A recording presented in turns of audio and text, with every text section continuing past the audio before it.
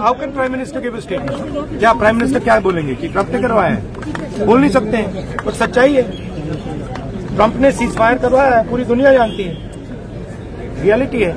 Reality से छुपा तो नहीं जा सकता है। ट्रंप से डर क्यों रहे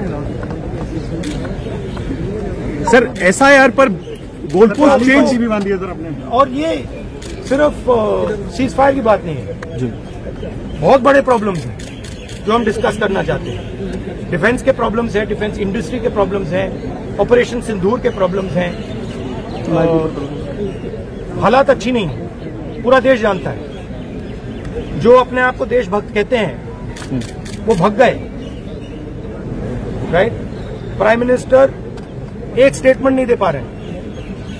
ट्रंप ने कितनी बार बोला है? 25 बार बोला है।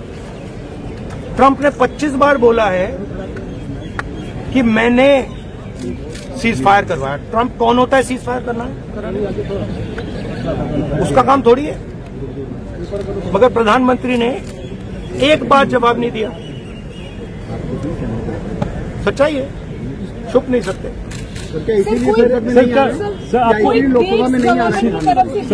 देखो कैमरे से हटाओ थोड़ा, ऊपर नहीं हो रहा कैमरा। एक्सेप्ट किया है, पता नहीं कब करेंगे। थोड़ा कैमरे से उन्होंने कहा है कि प्राइम मिनिस्टर के वापस आने से करेंगे। हाथ नीचे से डिस्कशन होगा। और आप लोगों की जो डिमांड थी कि पीएम ही जवाब दे, तो उस पर क्या देंगे? बट पीएम का जवाब तो चल रहा है ना, ऑनगोइंग जवाब है। आप कह रहे हो कि ऑपरेशन सिंदूर ऑनगोइंग है, और फिर आप कह रहे हो विक्ट्री हो गई, या विक्ट्री हो गई या सिंदूर ऑनगोइंग है। और दूसरी साइड से ट्रंप कह रहा है कि भैया सिंदूर को मैंने बंद किया, सिंदूर को मैंने बंद किया।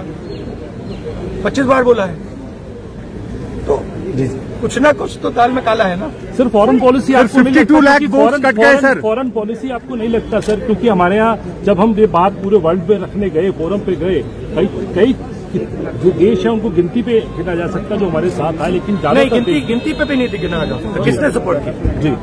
किसी ने भी हमारी फॉरेन पॉलिसी की इन्होंने धज्जियां उड़ा दी है। किसी ने हमें सपोर्ट नहीं किया, किसी ने नहीं किया। Thank you. व्यक्ति के इस्तीफे की जो सबसे पहली वजह है वो दर्शकों जस्टिस यशवंत वर्मा है। जस्टिस यशवंत वर्मा पर मैं लगातार पिछले 4 महीने से रिपोर्ट कर रहा हूँ। मैं कम से कम 100 वीडियो बना चुका हूँ, उनके पल पल की अपडेट लोगों को बता रहा हूँ। आप फॉरएवर न्यूज़ पे चले जाइए, तलाश लीजिए कि गिरफ्तार कैसे होंगे, वो जेल कैसे जाएंगे, कितने दिनों की सलाह होगी, महाभियोग की क्या प्रक्रिया है, कपिल सिब्बल या फिर महमूद पराचा क्या कह रहे थे। इन तमाम सवालों का जवाब मैं दे रहा था आपको। और बीजेपी की तरफ से हम और आप जानते हैं कि जेपी नड्डा और किरण रिजिजू थोड़ा सा एक्टिव हुए थे महाभियोग लाकर, मैं जो दूसरी वजह समझाऊंगा। लेकिन इससे पहले धनखड़ साहब यानी कि उपराष्ट्रपति ने कहा था कि इस जज को अगर जेल में डालना है, निष्पक्ष जांच करना है और अगर संविधान की कदर करना है, उनकी रूह को बचाना है, आत्मा को बचाना है, तो फिर इस पर निष्पक्ष जांच कीजिए, एफआईआर दर्ज कीजिए और जज को, ऐसे जज को जिनके बंगले पे 500 की नोटों की गड्डी जली हो, उनके सच का पता लगाइए और इनको जेल में डालिए। ये बात किसको बुरा लगी, नागवारा साबित हुई, ये तो आपने कुर्सी छीनने के माध्यम से देख ही लिया होगा और महसूस कर लिया होगा।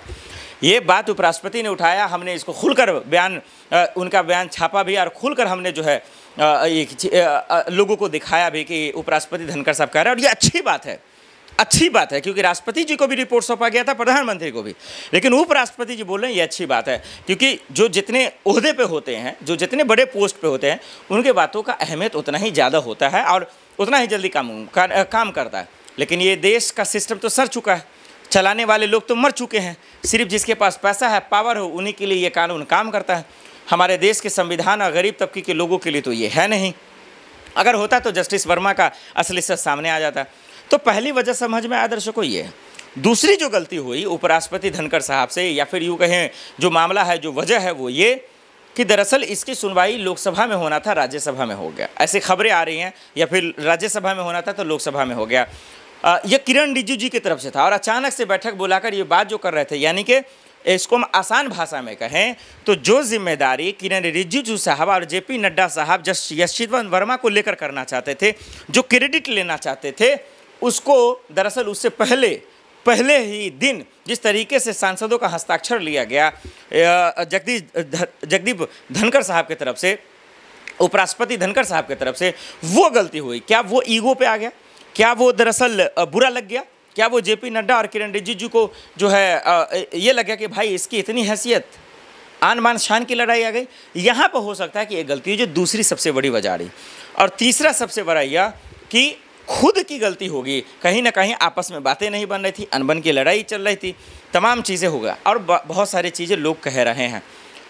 उपराष्ट्रपति से भले ही कुर्सी छीन लिया गया, लेकिन मेरा मानना ये है कि अगर उन्होंने जस्टिस यशवंत वर्मा के वाकई में, हालांकि वो आवाज़ तो उठा ही रहते, तो मुझे लगता है बिल्कुल वो जेन्युइन थे, अगर संविधान के हक के लिए लड़ाई लड़ रहे थे, लोकतंत्र के लिए, क्योंकि उपराष्ट्रपति धनखड़ साहब का जो इतिहास है वो ज़्यादा अच्छा नहीं रहा है। वो सरकार के पिट्ठू में पिट्ठू कर रहे थे, हम मिला रहे थे हमेशा। जब वो गवर्नर थे बंगाल के, पश्चिम बंगाल के, तो भी लड़ाई थी, तो वो सरकार के खिलाफ थे।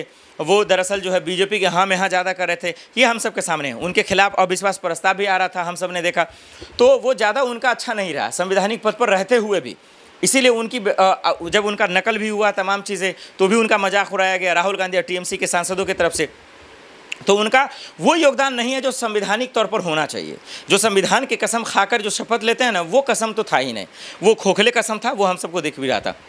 लेकिन अगर अचानक से ये जागा, उनका ईमान जागा, अगर उनको लगा कि संविधान की लड़ाई लड़नी है तो ये कुछ करना है, तब तो मुझे लगता है कि उनके साथ गलत हुआ है। भले ही वो कुर्सी चला गया है, किसी ने छीन लिया है, लेकिन आज भी वो उपराष्ट्रपति हैं, वो देश के लिए हैं। वो अगर ईमान से अगर वो किया होगा तो यकीन मानिए कि वो लोगों के दिल में ज़रूर रहेंगे। और उनके लिए बीजेपी चुप इसलिए खामोश है क्योंकि उनको मिर्ची लग गई, उनकी बात नहीं मानी होगी। उनके how can prime minister give statement? क्या प्राइम मिनिस्टर क्या बोलेंगे कि ट्रम्प ने करवाया है? बोल नहीं सकते हैं, कुछ सच्चाई है।